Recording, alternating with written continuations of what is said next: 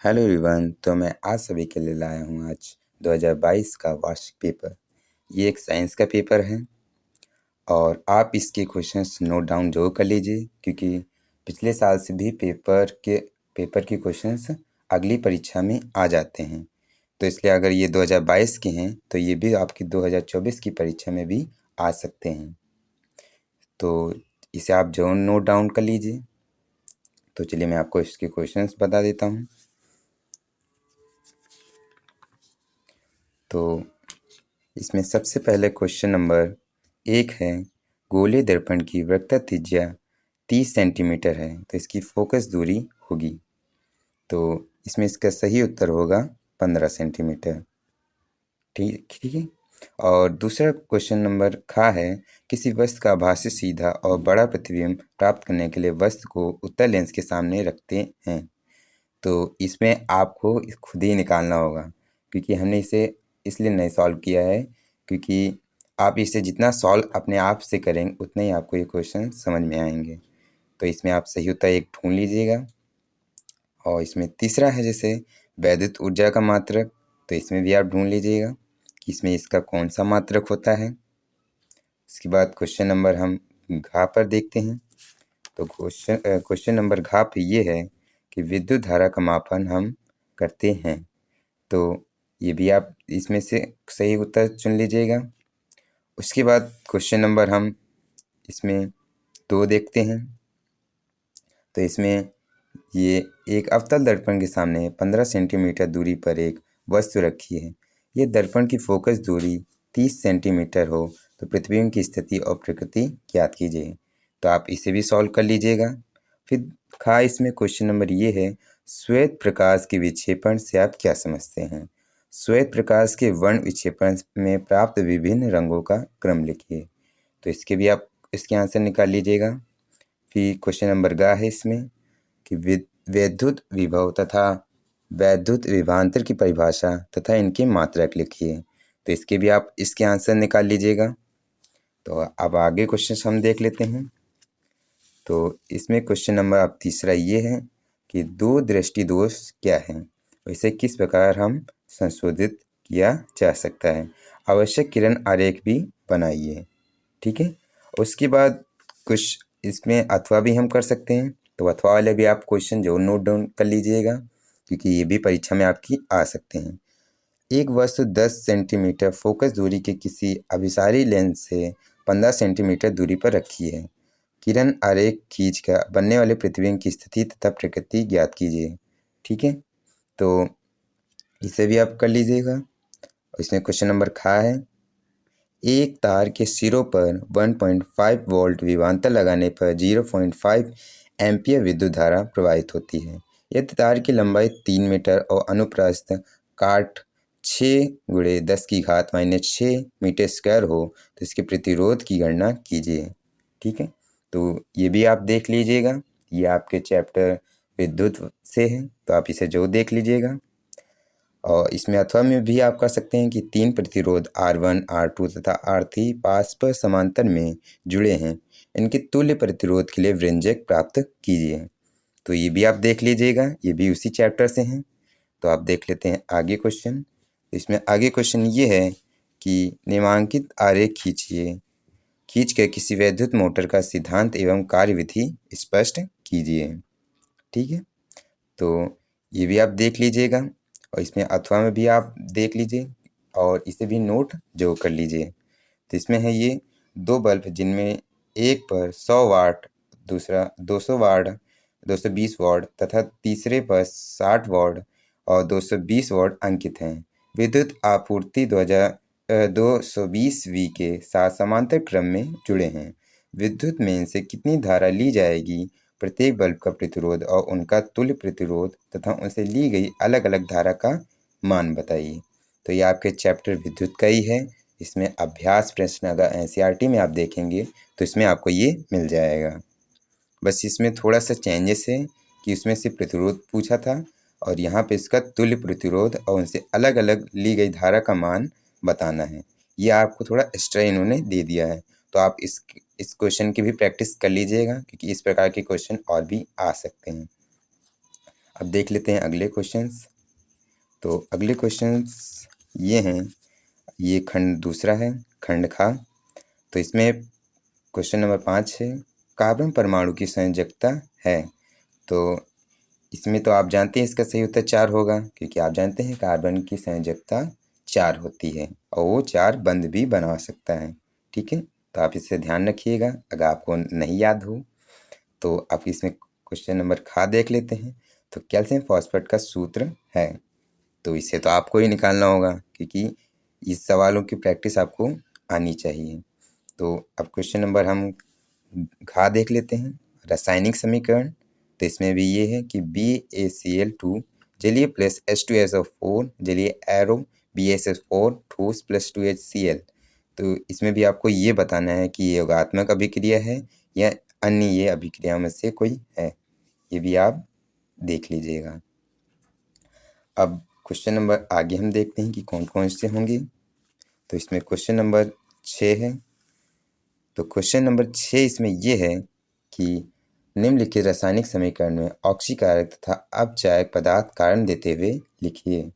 तो इसमें एक समीकरण इन्होंने दे दी है Cu प्लस Zn और एरो Cu प्लस Zn। तो इसमें अपचायक और ऑक्सीकारक आप पदार्थ आपको बताने होंगे। तो इस क्वेश्चन की भी आप प्रैक्टिस कर लीजिए, क्योंकि ऐसे भी क्वेश्चंस आ जाते हैं परीक्षा में, या फिर ये भी आ सकता है। ठीक है, उसके बाद है कास्टिक सोडा तथा प्लास्टर ऑफ पेरिस के उपयोग लिखिए। ठीक है, तो ये भी क्वेश्चन आपकी परीक्षा में आ सकता है। ठीक है, फिर ये क्वेश्चन नंबर गा है, मैडलिव की आवर्त सारणी की किन्हीं 2 उपयोगिताओं का उल्लेख कीजिए। ठीक है, तो ये भी आपकी परीक्षा में आ सकता है। अब इसमें क्वेश्चन नंबर 7 का खा है। तो इसमें निम्नलिखित कार्बनिक यौगिकों का UPAC पद्धति में नाम लिखिए। तो ये इंटरनेशनल कंपनी है जो तत्वों के नाम निर्धारित करती है और उनके गुणों के अनुसार। ठीक है, तो इसमें ये पहले और दूसरे ये 2 समीकरण दिए गए हैं, इनसे आपको इसके नाम निकालने होंगे। ठीक है, तो आप इन्हें प्रैक्टिस जरूर कर लीजिएगा। ये कार्बन चैप्टर के में आपकी क्वेश्चंस हैं। ठीक है, तो आप इसे जरूर प्रैक्टिस जरूर कर लीजिएगा, क्योंकि इस तरह के क्वेश्चन परीक्षा में ज़्यादातर पूछे जाते हैं। अब क्वेश्चन नंबर 28 में है, विद्युत रासायनिक श्रेणी को किन्हीं 2 उपयोग लिखिए। तो इसे भी आप देख लीजिएगा। अब क्वेश्चन नंबर इसमें 8 देख लेते हैं। तो क्वेश्चन नंबर 8 ये है कि निम्नलिखित समीकरण को पूर्ण कीजिए। तो इसमें भी कुछ समीकरण दिए गए हैं, जैसे कि CH3 COOH plus NOH arrow M। तो इसमें आप देख लीजिएगा कि ये समीकरण पूर्ण रूप से कैसे बने हुए हैं। ठीक है, या फिर अथवा भी आप देख लीजिए कि निम्न में संक्षिप्त टिप्पणी लिखिए। तो इसमें पहला है प्रतिस्थापन अभिक्रिया, दूसरा है सजातीय श्रेणी, तीसरा है दहन अभिक्रिया और चौथा है स्त्रीकरण। ठीक है, तो इन चारों की आप परिभाषाएं निकाल लीजिए और उन्हें याद कर लीजिए, क्योंकि ये परीक्षा में आपकी आ सकती हैं। ठीक है, तो अगले पेज में देख लेते हैं कौन से क्वेश्चन हैं। तो अगले पेज में क्वेश्चन नंबर खंड गा के हैं। तो इसमें क्वेश्चन नंबर 9 का पहला है, क्लोरोफिल अवशोषित करता है। तो ये भी आप चैप्टर देख लीजिएगा। ठीक है, तो इसमें कुछ सही उत्तर आप ढूंढ के नोट डाउन कर लीजिए, कि आप जितना इसे सॉल्व करेंगे खुद से उतना ही आपको समझ में आएगा। तो अब इसमें क्वेश्चन नंबर खा देख लेते हैं। तो जीव विकास का सिद्धांत प्रतिपादित करने वाले वैज्ञानिक का नाम है। तो ये चलिए मैं आपको बता देता हूँ। तो इसमें इसका सही उत्तर होगा ग्रेगर मेंडल। ठीक है, तो ये इसके वैज्ञानिक हैं। ठीक है, उसके बाद क्वेश्चन नंबर गा देख लीजिए कि मानव में भ्रूण को पोषण मिलता है। तो इसमें भी आपको चलिए मैं बता देता हूँ। इसमें इसका सही उत्तर होगा अंडाशय से। ठीक है, अब निम्नलिखित में से कौन विषम पोषी नहीं है। ठीक है, तो इसमें इसका सही उत्तर होगा मनी प्लांट। ठीक है, ये भी आपको मैं बता देता हूँ। ठीक है, अब क्वेश्चन नंबर आगे देख लेते हैं, अगले पेज में कौन कौन से हैं। तो अगले में ये क्वेश्चन नंबर 10 है कि डायाफ्राम क्या है और यह कहाँ पाया जाता है। ठीक है, ये क्वेश्चन नंबर 10 का है, तो आप ये देख लीजिएगा। और दूसरा इसमें खा वाला है, पुनरुदन पुनर्जनन को उदाहरण देके लिखिए। ठीक है, तो ये भी आपकी परीक्षा में ज़्यादातर पूछा जाता है, तो आप इसे भी नोट डाउन जरूर कर लीजिए। फिर क्वेश्चन नंबर गा है, विषम पोषी पोषण क्या है, इसका एक उदाहरण दीजिए। ठीक है, अब क्वेश्चन नंबर हम 11 देख लेते हैं। तो क्वेश्चन नंबर 11 ये है कि इसमें एक पहला का है, मानव के नर जनन तंत्र का नामांकित चित्र बनाइए सॉरी। तो इसमें आपको मानव का नर जनन तंत्र बनाना होगा, उसके नाम लिखने होंगे। ठीक है, या फिर अथवा में भी आप देख सकते हैं, आवर्तबीजी एंजियोस्पर्म पुष्प के स्त्री केसर के अनुदैर्ध्य काट का एक नामांकित चित्र बनाइए। ठीक है, तो ये भी आप कर सकते हैं, तो इसे भी आप नोट डाउन कर लीजिए, क्योंकि ये भी आपकी परीक्षा में आ सकता है। ठीक है, अब क्वेश्चन नंबर खा देख लेते हैं, किन्हीं दो पर संक्षिप्त टिप्पणी लिखी है। ठीक है, तो इसमें पहला है व्याकरण सॉरी विक्राणु, और ये इसका नेफ्रॉन भी हम इसे कहते हैं। ठीक है, और दूसरा है सौर ऊर्जा। सौर ऊर्जा के बारे में भी आप देख लीजिए, इसकी भी परिभाषाएं आप निकाल सकते हैं। और तीसरा है प्राकृतिक संसाधन, तो इसके भी आप परिभाषा निकाल लीजिएगा। अथवा में भी है, किन्हीं दो पर संक्षिप्त टिप्पणी लिखिए। तो पहला है वायवी श्वसन, दूसरा है मानव हृदय में रुधिर प्रवाह, तीसरा है वन प्रबंधन। ठीक है, तो आप तीनों की परिभाषाओं निकाल लीजिएगा और उन्हें ध्यान से पढ़ लीजिएगा। ठीक है, तो अगले पेज में हम देख लेते हैं क्वेश्चंस। तो अगले पेज में क्वेश्चन बस ये 12 और ये 12 का ही एक बचा हुआ है। ठीक है, तो इसमें क्या करना है कि एक आवर्तबीजी एंजियोस्पर्म पौधे के नर जनन अंगों का वर्णन कीजिए, या अथवा में आपको करना होगा मानव में लिंग निर्धारण को विस्तार से व्याख्या कीजिए। तो इसमें पहले वाले में तो आपको पौधे के जो नर भाग होता है, तो उसके आपको पहले तो चित्र बनाना होगा, उसके बाद उनके नाम दर्शाने होंगे। ठीक है, तो इसमें आप ऐसे भी कर सकते हैं, और ये अथवा में अगर ये जो क्वेश्चन ये अगर आए तो ये इसमें भी आप कर सकते हैं, लेकिन ये थोड़ा बड़ा होगा, तो आप इन दोनों को सही ढंग से पढ़ लीजिएगा। तो ये कुछ क्वेश्चन थे जो 2022 के क्वेश्चंस हैं, जो आपकी 2024 की परीक्षा में भी आ सकते हैं।